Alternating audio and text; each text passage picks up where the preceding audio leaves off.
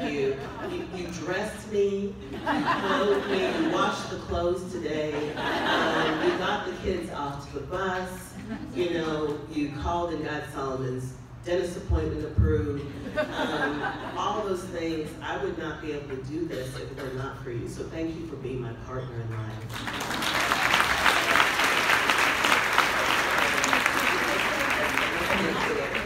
Okay, we're gonna get to it, I promise. Okay. My forever First Lady, Michelle Obama, has a new book entitled Becoming, where she chronicles the various life experiences and the people she encountered, which led her to become the woman she is today. While reading her book, it amazed me how parallel our early beginnings were. Growing up as Black girls, young Black girls in lower income families, our stories could have really turned out much differently. Yet, in spite of our circumstances, we both grew up optimistic, curious, and bright. Reading this book, I found myself asking, how did I become Carolyn Tandy? What lessons or words of advice shaped me into the person I am today?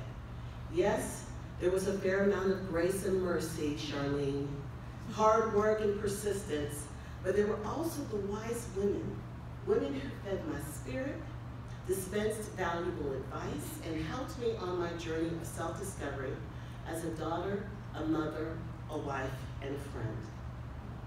I could certainly talk about the women in my family, yes, my mother in particular, but today I'm going to talk about some of my professional sheroes, women who impacted me with their words, their stories, and by their example. What these women have accomplished in this world, in spite of the obstacles they represented, inspires me to climb higher, stay encouraged, and most importantly, believe in my full ability to do anything I put my mind to. I remember vividly my very first day entering Miss Edwards' second grade classroom. I was a cute little girl, Contessa. I had braids all over my hair and colorful beads and bows. My mom and I had just moved to Texas because she had gotten divorced. And so we moved in with my aunt and uncle into their home, into one bedroom of their home. Because I tested well, I was able to enroll in a private school attended by my two cousins called Trinity Christian Academy. The day was unique, my very first day of school, because outside of my cousins, there were no students of color in the more than 800 students in this school. There were also no teachers, there were no faculty either.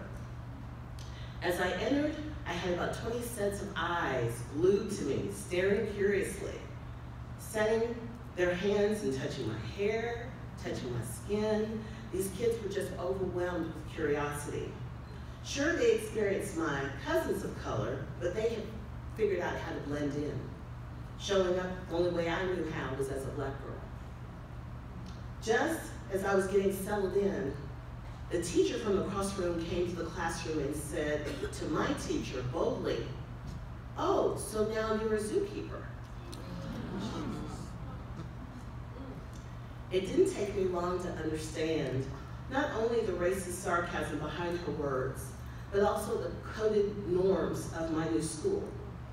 To survive here as a person of color, you must be invisible. Don't stand out. Your uniqueness is not welcomed here. The sooner you become one of us, the better. Unfortunately, the fate of most children of color is they experience some form of racism before their 9th birthday. This moment happened to me when I happened to be 7. I was first introduced to Ann Richards when I reached high school. I was fitting in well at TCA, not drawing too much attention. I was a quieter version of myself, fully assimilated and subdued. Ann Richards had been elected the first, and so far the only female governor of my beloved state of Texas.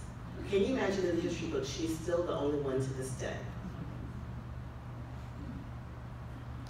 I'm sure it would shock you to know that I was a Republican back then. It shocked the hell out of me too, actually. But it's true. When it came time to vote and time to register to vote, my peers registered Republican, and so I did too. I did everything they did without hesitation. But then I heard Governor Richards give a speech in 1991, and my heart took a leap.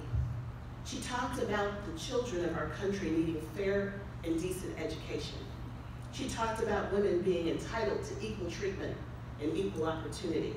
She talked about how people of color are entitled to equity and justice, to a decent wage, and to community safety to raise their children just like anyone else. Ann Richards didn't teach me to be a Democrat. That 4'11", powerful Caucasian woman governor from the state of Texas taught me how powerful my voice should be as a woman, how to be proud of my African American heritage, to celebrate my culture, and the importance of dutiful citizenship. She reminded me my experience may be different, but my voice equally mattered. And I need to be responsible for my community and committed fully to my place in this world. Now, some of you may be missing the blessings in front of you because of the packages that they come in. Just think about that. After a White House internship, I graduated from college and worked on the successful Clinton re-election campaign, and I accepted my first job with the College Democrats of America. My starting salary, $20,000. Now, as you can imagine, $20,000 in DC did not get you much, but I was just happy they offered me a job. There were two of us responsible for the entire national organization, a guy named Jeff Shulman and me. Together we worked side by side, day in and day out. Jeff's title was executive director and mine was national field director. Despite the fact we worked the same hours and traveled the same number of miles across the country, my salary was just a fraction of his. After a year of working side by side with me, however, this financial disparity began to bother Jeff to his core. One day, he turned to me in conversation and said, "Whitty," which is my nickname back then, "Whitty," my Tandy, "Whitty, this is not fair. We need to go do something. This is the Democratic Party. We should represent equity and fairness. I want to go in there and talk to that executive director and say, you deserve more money." And I knew he was taking it seriously. This was the first time he ever wore a suit and jacket and a tie, so he really meant business. When our executive director walked in, Jeff jumped right up and started giving it to her. He rattled off his best talking points, advocated for me in a way I had never dreamed of advocating for myself. Jeff was my friend, but he was also my very first male ally, Patrick. The director sat there intently and listened. She gave me courtesy smiles here and there. She also sipped her coffee and just kept waiting for him to finish. When he finally took a breath, she jumped in and said, "Now are you finished?" He took a breath and said, "Yes." And she said, "Thank you for advocating for Carolyn today. Now you may leave the room." That then made me take a breath because that now left me in this room with this woman to advocate for myself. She turned to me and said, "Now, Carolyn, are you ready to hear the truth?" I said nervously, "Yes." She said, "My advice to you is to leave. Quit." Quit? What was she talking about? I needed this job. It was $20,000, but that was all I had. I was going to quit. But what she said to me next stuck with me to this very day. She said, where you went wrong was in accepting a position that was beneath you in the first place. I can go out here and get some 20-year-old to come and do this job, but why would you fall for that trap? For the rest of your career, you would have to decide what you're worth. As a woman, you would do us all a favor if you never settled for a salary beneath you ever again. From that experience, I learned two valuable lessons. The first was the importance of knowing what you're worth. Too often, particularly as women, we settle for something short because we think we have to take what's given to us, or that we're being perceived as not being a team player or being difficult. The second lesson was the importance of advocating for yourself, because if you won't do it, who else will? And no one should be better at advocating for you than you. These two lessons have stayed with me throughout my career. I took that advice I received that day and was able to parlay myself into another job working for the Democratic Party, now as the Director of African American Outreach. I was blessed to have the opportunity to work with many leaders during this time, but no leader was as impactful as Dr. Dorothy Irene Height. Dr. Height was the president of the National Council of Negro Women, a nonprofit organization dedicated to the political, economic, and financial empowerment of all women and girls. Early in her career, she had led that charge for integrating the YMCA in the 1940s. She worked closely with the likes of Dr. Martin Luther King and Roy Wilkins. She helped organize the 1963 March on Washington, where Dr. King gave his I Have a Dream speech. She received both the Presidential Medal as well as the Congressional Gold Medal of Honor. President Obama named her the godmother of the Civil Rights Movement. In short, Dr. Height was an icon. Dr. Height was also the 10th and longest serving president of my beloved sorority, Delta Sigma Theta Sorority Incorporated. We're Deltas in the room. I got to know Dr. Height working on several projects together, most notably a high tea in honor of Rosa Parks. Known for her signature big hats, Dr. Height was the epitome of class and dignity. I always appreciated our time together because I knew she'd be anywhere but she chose to be with me. She was a bundle of advice, and in particular, she was always noting me to be my mentor. She particularly was versed on how to navigate a man's world as a woman climbing a career ladder. Over time, she did become my personal mentor, but she was also what every woman needs, a truth-telling friend. I remember quite clearly Dr. Height saying, "Carolyn, empathy is going to be one of your greatest strengths. As a woman, you can see things from other points of view. But don't forget to empathize with the woman inside you. Don't be afraid to assert yourself and to look out for what's in your best interest." When I think about Dr. Height's words today, I find myself realizing they're as applicable today as they were back then. From time to time, like all of you, I find myself being trapped by the desire to be a people pleaser. Whenever I fall into the trap, I think of my friend Dr. Height saying, "Carolyn, you will never be and reach your greatness of destiny if you don't continue to stand in your way." I know thinking and acting in a manner takes tenacity and courage. At times when I don't feel as courageous, I draw strength from another woman I was blessed to have a relationship with, and that was Senator Georgia Davis Powers. Senator Georgia Powers was elected to the Kentucky State Senate. The only one who was not surprised was Senator Powers. Senator, as we affectionately called her, was the first African-American member of the Kentucky Senate. She was also the first female member. Being one and only of anything can be rough and a hard task. But when Senator Powers was elected to the Senate in 1968, she was forced to take down two of the biggest isms in our society today, racism and sexism.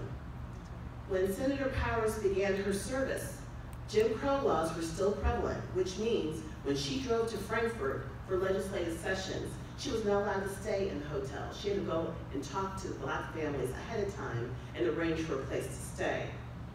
The Capitol had no bathrooms accessible to her as a Black woman, so she, as a duly elected senator in the Kentucky State Senate, had to strategically plan time in between floor debates and votes to go walk to the other side of the Capitol to use the restrooms designated for women and persons of color. You can kind of imagine that scene out of Hidden Figures. Yeah. Senator used to tell me that in spite of the challenges her then colleagues and the laws of the land presented to her, she made it a point to never let them see her sweat. Even though she knew she was in an environment where she seemed as if the world was against her, she never lost courage. If anything, it gave her the courage and strength to work even harder. Senator came to her role always 300% prepared. She studied hours in and out the night, and she was described by her male colleagues as outstudied by anyone in the General Assembly.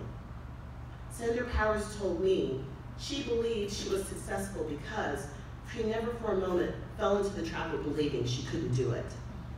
Senator told me She never understood why she was the first. But as an only girl in a family of 9 boys, she was never going to allow the boys in her life to have the upper hand.